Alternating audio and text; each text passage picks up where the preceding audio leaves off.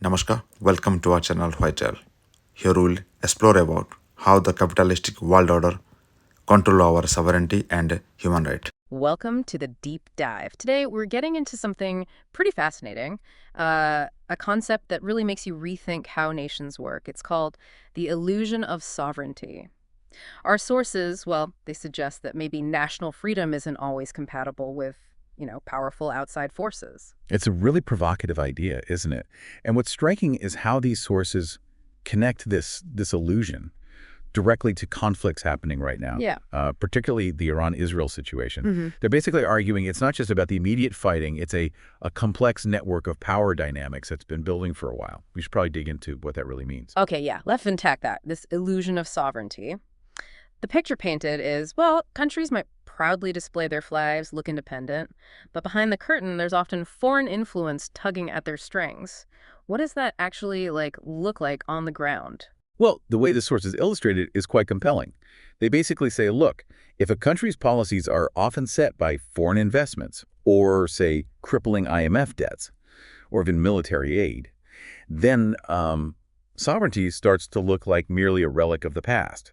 Think about it, right? An IMF loan often comes with strings attached, conditions that shape economic policy.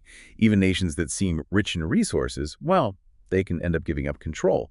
Their key policies are effectively dictated from afar. It's a subtle kind of control.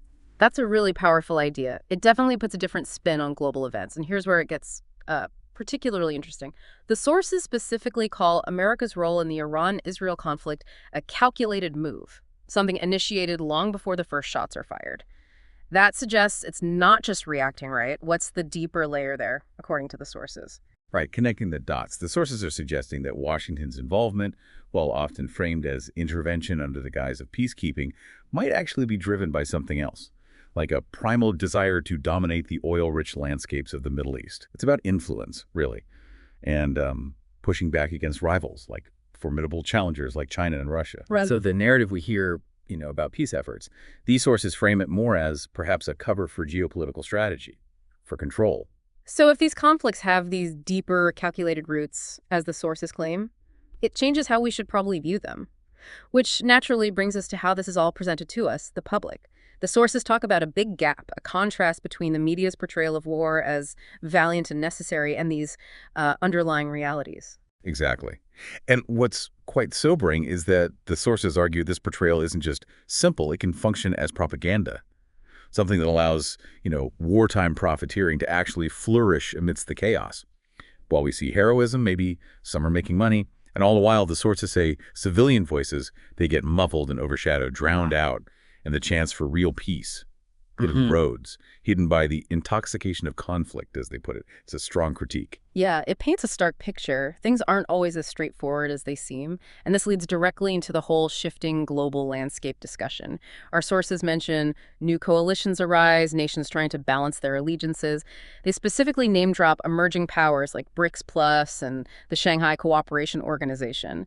What are these groups exactly? How do they fit in? Well, what's interesting is how they represent alternatives, maybe challenges, to the sort of established Western-led order. BRICS plus, Brazil, Russia, India, China, South Africa, and now expanding. It's focused on economic alternatives.